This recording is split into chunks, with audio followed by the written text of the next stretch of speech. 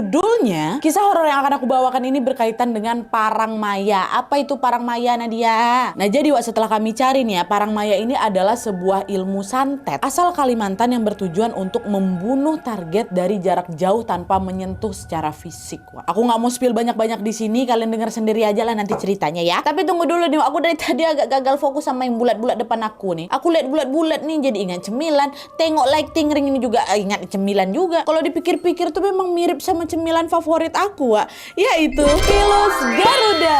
Kayak aku tuh pengen kali makan yang asin-asin gurih gitu kan, Wak. Gak bisa fokus nih kalau aku lagi banyak mau nih.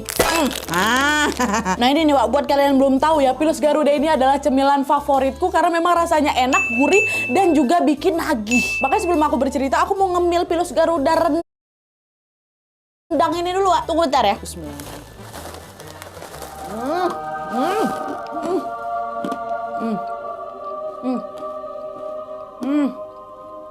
Enak kali, Wak. Rasa rendangnya tuh betul-betul meresap, terus nikmat kali. Nggak salah memang aku nyetok Pilus Garuda buat jadi kawan ngemil-ngemil ya. Ngemil yang gurihnya bikin nagih, enaknya ada Garuda. Kalau lagi gagal fokus ke gara BM gini tuh emang paling enaknya nyemil gini, Wak, ya kan? Alhamdulillah. Nah, karena aku udah nggak BM lagi, sekarang waktunya menceritakan kisah ini ke kalian. Jadi sekarang tanpa berlama-lama kita langsung masuk aja ke ceritanya ya. Check it out.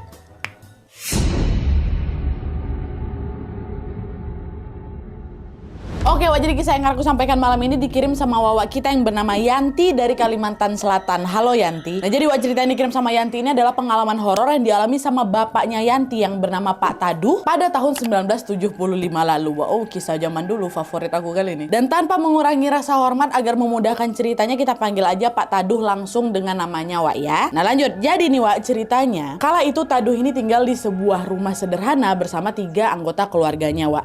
Mereka adalah ayah, ibu, dan juga kakeknya. Nah, ayahnya Taduh ini namanya Pak Ali, ibunya bernama Bu Enon, dan kakeknya bernama Kakek Khodir. Nah, mereka berempat ini menghuni sebuah rumah yang berlokasi di kawasan hutan yang belum dialiri sama listrik. Dan selain tidak ada listrik, Wak, Taduh ini juga tidak punya tetangga kanan kiri gitu, karena di kawasan ini memang nggak begitu banyak lagi tuh penduduknya. Nah, karena situasi di sana sangat sepi dan juga nggak ada teman sebaya, Taduh ini pun jadi sering main ke kampung terdekatnya, Wak, yang berjarak kurang lebih 5 kilo lah Nadia dari rumahnya. Nah, kita sebut aja lah kampung yang sering didatangi sama Taduh nih Kampung Kuning, Wak, ya. Nah, di Kampung Kuning itu Taduh punya banyak kawan akrab tuh, Wak. Dan selain itu situasi di sana juga lebih maju lah gitu karena memang sudah ada listrik dan juga sudah ada warga yang punya televisi. Hal itulah yang membuat Taduh ini semakin sering lagi tuh berkunjung ke Kampung Kuning ini.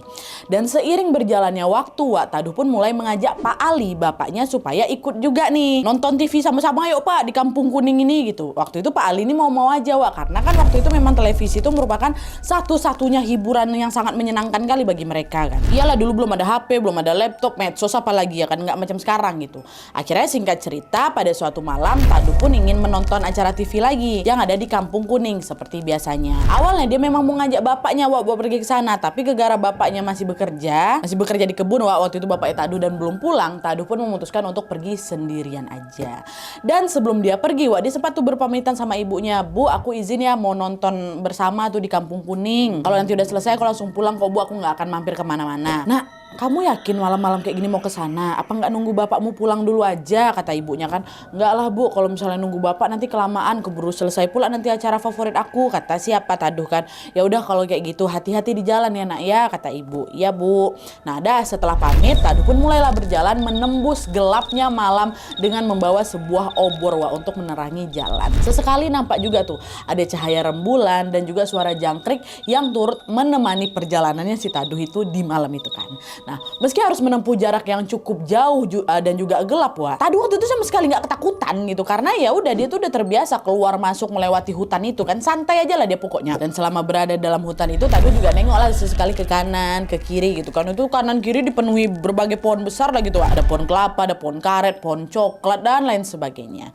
Dan di pepohonan itu pula Taduh sama sekali tidak melihat ada sesuatu yang aneh tuh, pokok aman-aman aja lah, Wak. Nah, karena nggak ada sesuatu yang janggal, Wak, Taduh pun udah tuh berjalan tenang aja sambil sesekali bersenandung ya kan. Bentar dulu.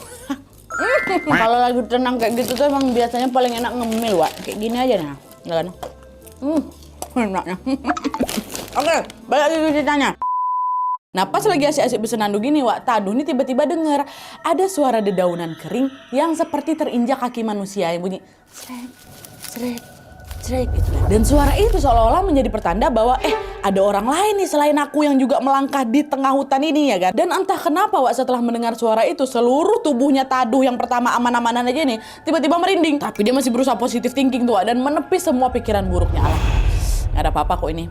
Kuping aku aja mungkin yang salah dengar, kata si Taduh kan. Dah jalan dia lagi. Tapi Wak, semakin diabaikan, suara itu malah makin nyaring lagi suaranya. Karena takut, Taduh pun mempercepat langkahnya lagi kan supaya lekas sampai tujuan. Tapi semakin dia berjalan cepat Wak, suara langkah kaki itu terdengar cepat juga. Jadi macam lagi ngejar si Taduh ini. Bahkan di momen itu Taduh ini juga bisa mendengar bahwa suara langkah itu berada tepat di belakangnya persis Wak. Kok suara itu ada di belakang aku ya? Ku tengok gak ya?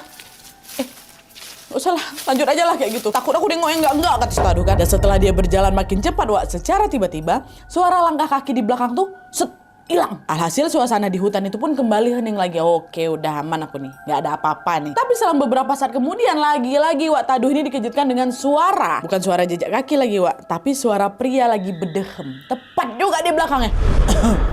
Kata gitu. Nah, ketika mendengar suara itu refleks Taduh nengoklah ke belakang. Disitulah Wak dia melihat ada sesosok makhluk berbadan sangat tinggi, hitam. Terus ini Wak, kepalanya runcing macam pisau. Kepalanya runcing kayak pisau. Iya, lagi berjalan tuh dia mendekat ke arah si Taduh kan. Sosok itu menundukkan kepalanya, menatap ke Taduh sambil ketawa kencang. Wah, kata gitu. Dengar itu bapakku langsung nge-freeze nat, kata si Wawa ini. Dia cuma bisa berdiri mematung aja tuh. Di tengah rasa takut itu sebisa mungkin Pak Taduh ini membaca ayat-ayat kursi sampai akhirnya sosok itu pun menghilang dan tubuhnya bisa digerakin balik nih Wak. Nah pas sudah bisa gerak langsung berlari lah Taduh kan. Wah, gitu takut. Tapi waktu berlari ini Wak, Taduh ngerasa kakinya macam nginjak benda gitu. Bendanya keras, menggelinding macam bola. Awalnya Taduh mikir, ini mungkin buah kelapa yang jatuh dari pohon. Kan di situ ada juga pohon-pohon kelapa kan. Tapi ternyata Wak, ketika dia menyinari benda itu pakai obor yang dia pegang, disitulah dia melihat ada sepotong kepala wanita, rambutnya panjang, lagi melotot ke arah dia gitu Wak. Terus sosok itu bilang apa? Akan kubunuh kau malam ini juga.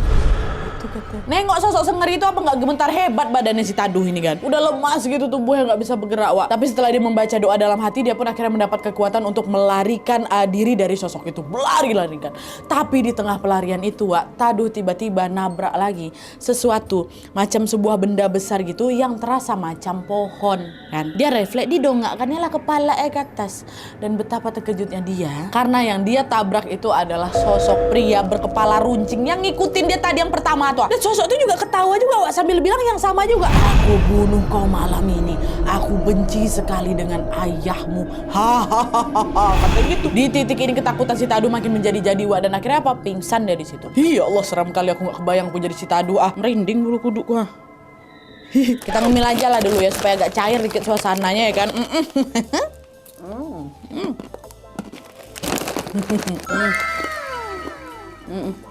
Nak, alhamdulillah. Mantap. Oke. Entah Taduh udah pingsan berapa lama Wak, tapi yang jelas pada saat dia terbangun, dia ini sudah berada di rumah sesepuh di kampungnya yang bernama Pak Amin. Di sana ini dia juga melihat kehadiran ayah dan ibunya yang terlihat sangat cemas. Taduh nanya lah, "Bu, aku kenapa Bu? Kok aku ada di sini?" Ibu jawab, "Ya Allah nak, kamu nih pergi kemana? Nggak pulang-pulang sampai jam 2 malam. Ayah sama ibu nyariin kamu ke Kampung Kuning, tapi katanya kamu juga nggak sampai ke sana. Ternyata kamu pingsan di bawah pohon dekat rumah tuh nak," kata gitu. Nah dengar itu ya kaget lah siapa si Taduh kan. Aku udah hampir mau sampai ke Kampung Kuning kok, bukan di sekitar rumah aku. Kita ketemukannya dekat pohon sekitar rumah kan. Nah di situ meskipun merasa janggal Wak, dia nggak begitu ngambil pusing tuh. Yang penting aku udah sadar aja, dan dia juga memilih untuk tidak menceritakan kejadian tadi kepada siapapun. Dia memilih bungkam Wak, karena dia mungkin lagi trauma berat kali lah dihantui sama sosok-sosok kepala runcing tuh kan. Nah setelah kejadian malam itu, kehidupan Taduh pun kembali berjalan dengan normal Wak. Dia sudah tidak pernah lagi mengalami kejadian mistis, sampailah kemudian pada suatu hari ada lagi nih Wak, sebuah teror mistis yang bukan hanya menampakkan wujudnya saja, tapi hampir saja merenggut nyawanya. Jadi ceritanya siang itu Wak, Taduh ini ikut bapaknya pergi ke kebun untuk memanen pohon coklat. Nah pas lagi duduk di bawah pohon Wak, Taduh nengok macam ada cahaya merah gitu lah, macam bola api kalau lagi terbang melayang di udara. Sur gitu. Ini siang bolong nih Wak ya.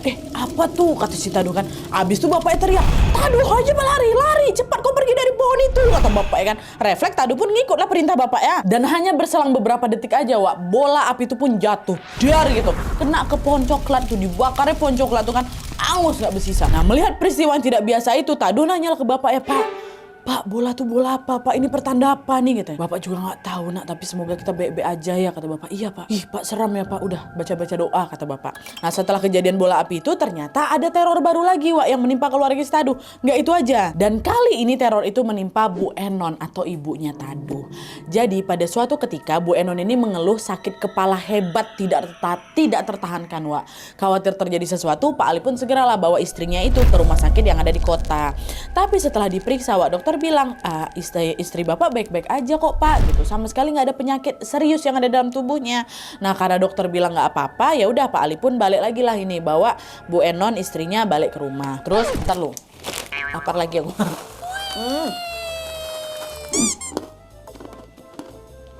Lapar. Stop. Lanjut lagi ya. Oke. Sesampainya di rumah, ternyata Bu Enon ini masih tetap ngeluh tuh kalau kepalanya sakit kali Nat, katanya. Dan selain itu, ibu ini selalu juga diliputi perasaan cemas dan takut karena dia tidak bisa tidur. Nah, karena nggak kunjung sembuh, Pak Ali pun akhirnya membawa Bu Enon berobat lah ini secara non medis kepada salah satu ustadz tersohor kali lah di kampungnya gitu kan. Sesampainya di sana, Pak Ustadz ini pun langsunglah mengecek kepalanya Bu Enon. Terus bilang, istrimu ini sakit karena dia dikirim santet parang maya sama seseorang yang membencinya. Dia sengaja memang ingin mencelakai istrimu, kata si bapak ini. Nah, mendengar itu Pak Ali kaget lah kan. Pak, siapa orang itu? Kenapa dia tega celakain istri saya gitu? Pak Ustadz jawab, dia adalah orang yang sangat terobsesi ingin memiliki kamu seutuhnya, kata Pak Ustadz nunjuk bapak. Nah, dengar itu Pak Ali terdiam. Maaf Pak Ustadz, apakah orang itu seorang wanita? Kata si bapak. Iya, benar. Orang itu adalah wanita. Dan dia ingin istrimu dan juga anakmu mati menderita, kata Pak Ustadz kan. Nah, dengar jawaban itu tiba-tiba Pak Ali nangis. Sesenggukan nangis ya. Saat dia menangis itu